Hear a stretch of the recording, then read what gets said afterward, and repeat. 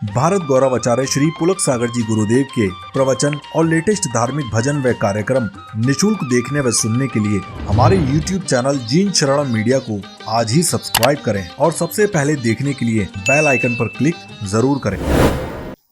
एक आदमी बड़ा दुखी हो गया, शादी कर ली, पति पत्नी है, भगवान के पास पहुंचा, जाकर भगवान को प्रणाम किया, भोलेनाथ से बोला कि महादेव कोई मन्नत दे दो। महादेव ने कहा मांग, क्या मन्नत मांगता है?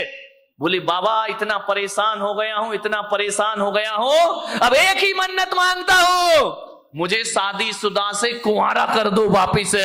भोलेनाथ ने देखा शादीशुदा से फिर से कुंवारा कर दूं वापिस। भोलेनाथ ने कहा निकल यहां से बाहर। अरे बोले बाबा ये कैसी बात है कि आप मुझे बाहर निकाल रहे हो, मेरी मन्नत पूरी करो। भोलेनाथ ने कहा कि मैं मन्नत तो पूरी कर दूंगा, लेकिन पागल है तू, मन्नत नहीं तू जन्नत मांग रहा है। जन्नत में तुझे शादीशुदा को कुंवारा कर दो, ये मन्नत नहीं, ये जन्नत की डिमांड। हुआ ध्यान रखना, तुम्हारा घर जन्नत बन सकता है, इसमें कोई भी डाउट नहीं है। थोड़ी सी समझदारी अपने अंदर रखिए, समझदारी आ गई तो घर को जन्नत बनने में ज्यादा देर नहीं लगा करती है। ध्यान रखिए। मान्यवर, आपसे निवेदन है, बड़ा परिवार था, सुखी था, आज छोटा परिवार है, दुखी है, एक ही बेटा है। अब बोलो भाई साहब प्रवचन में क्यों नहीं आते? क्या करे महाराज, दुकान जाना पड़ता है, दुकान खोलना पड़ता है, बेटे को बिठा, बेटा पूना में पड़ता है। अब बताओ, अब आपका एक ही लड़का, मुझे तो अपना भविष्य खतरे में दिखाई देता, तुम्हारा दिखाई दे या नहीं दे, आपका एक ही बेटा है। मैं बच्चे को ये नहीं कह सकता तू सन्यास ले ले, बच्चे को मैं ये नहीं कहता तू दीक्षा ले ले। अब किसे सन्यास देंगे? तुम्हारा सहारा तो एक ही है।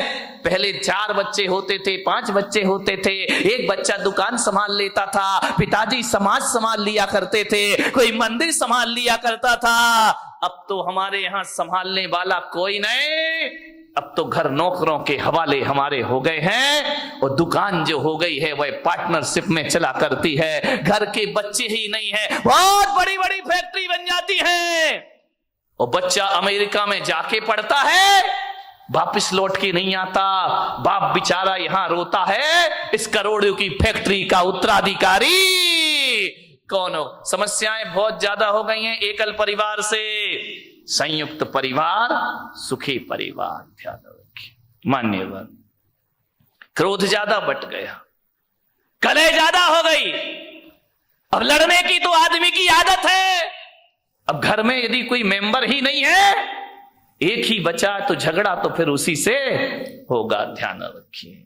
मान्यवर, कलह बढ़ गई हमारे घरों में, ऐसे बात करते हैं किसी से जैसे उस पर कोई एहसान कर रहे हो, जवाब नहीं दिए जाते हैं। हालात ये हो गए हैं कि पति बेचारा थका हारा घर पहुंचता है, आवाज लगाता है कि सुनती है एक गिलास पानी लाके दे दे, प्यास लगी है बहुत।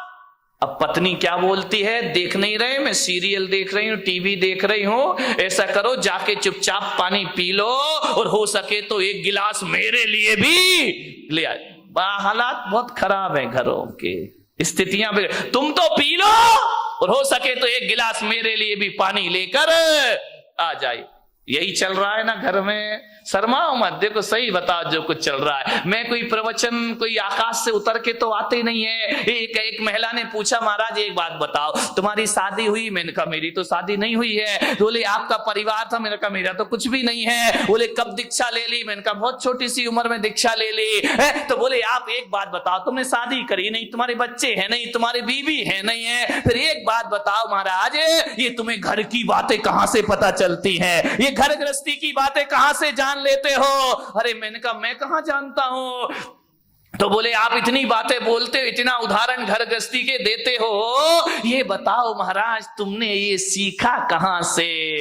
मैंने कहा मैंने कुछ नहीं सीखा देवी, तुम्हारे पति आते हैं मेरे सामने, रोते हैं चले जाते हैं, अपनी घर की बातें तुम ही बता जाती हो, तुम अपनी बातें बताती हो, मेरा प्रवचन तैयार हो जाया करता है। और कहां से प्रवचन लाऊंगा? प्रवचन तो तुम्हारे बीच से बनेंगे, मैं कहां से लेकर आऊंगा? तुम ही आते हो महाराज, ये परेशानी, ये दिक्कत, वो दिक्कत, बस मैं पॉइंट नोट करते जाता हूं, मेरी डायरी में प्रवचन तैयार हो जाया करता है। और प्रवचन आएगा कहां से? समाज की बातें समाज के बीच रखना पड़ती हैं। आपको उसी भाषा में समझाया जा सकता है, आपको शास्त्रों की भाषा में समझ में आने वाला नहीं है। उदाहरण भी वही दिए जाते हैं जिसमें आप सुबह शाम जिया करते हैं। ध्यान रखना, ये दिल की बातें दिल तक पहुंच जाया करती हैं, वरना ज्ञान की बातें एक कान से सुनो और दूसरे कान से निकल जाती हैं। ध्यान रखिए, बड़े परेशान हैं लोग, बहुत हैरान हैं लोग,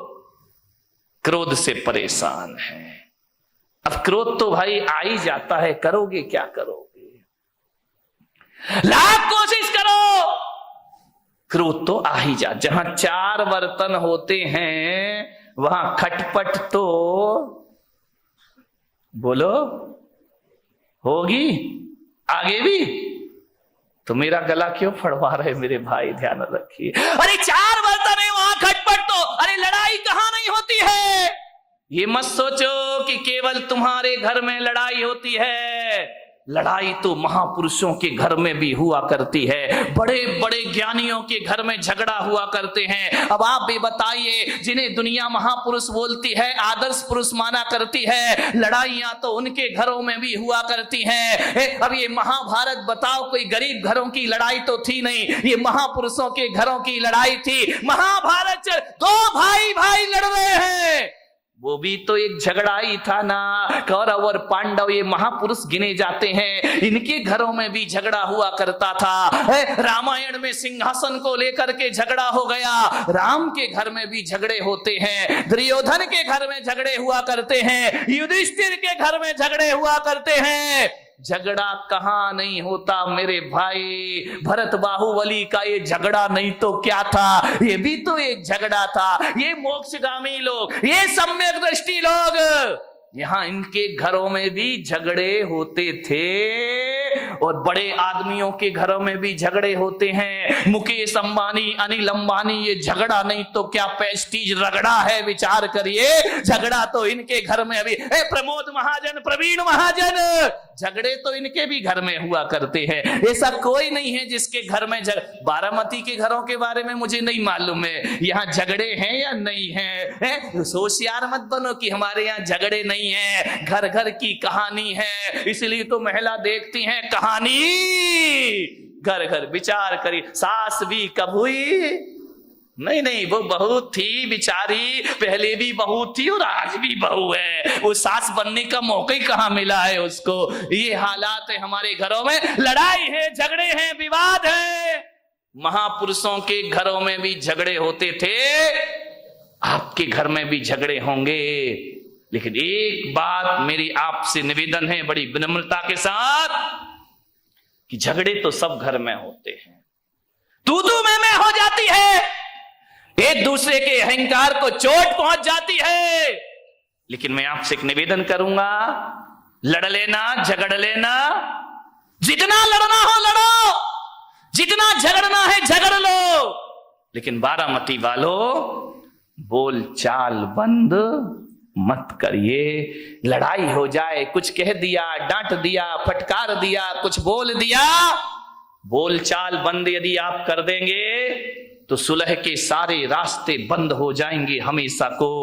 लड़ लीजिए, झगड़ लीजिए, लेकिन शाम होने से पहले बोलचाल जरूर कर लीजिए। तुम्हारा क्रोध तुम्हारे लिए दुखदाई नहीं बन सकता है, तुम्हारा झगड़ा तुम्हारे लिए दुखदाई नहीं बन सकता है। अरे बचपन में भी तो लड़ते थे, दो भाई आपस में झगड़ा करते थे, एक दूसरे को मारते थे जब छोटे छोटे थे। उसकी खिलौना वो ले लेता था, उसका खिलौना वो ले लेता था, उसका खाना पे झगड़ा हो जाया करता था, जूते चप्पल पे झगड़ा हो जाया करता था। दोनों आपस में लड़ते थे। आज भी देखना छोटे छोटे बच्चे लड़ लेते हैं, झगड़ लेते हैं, तना तनी कॉलर पकड़ लेते हैं, मारपीट हो जाती है। लेकिन थोड़ी देर बाद देखो तो नजारा बदल जाता है। जो बच्चे अभी थोड़ी देर पहले लड़ रहे थे, थोड़ी देर बाद ये हालात होते हैं कि एक आइसक्रीम दोनों के पास होती है, ये इधर से चाटता है और वो उधर से। दोस्ती हो जाया करती थी। बचपन में भी लड़ते थे, बचपन में भी झगड़ा होते थे, बचपन में भी हमारे जीवन में विवाद हुआ करते थे। लेकिन एक बात याद रखिए, लड़ने झगड़ने के बाद दुश्मनी हमारे बीच में नहीं हुआ करती थी। ध्यान रखिए, लड़ाई झगड़ा खतरनाक नहीं होता, बैर भाव जीवन में बहुत बड़ा खतरा पैदा कर दिया करता है। बैर भाव से बचने का प्रयास करिए।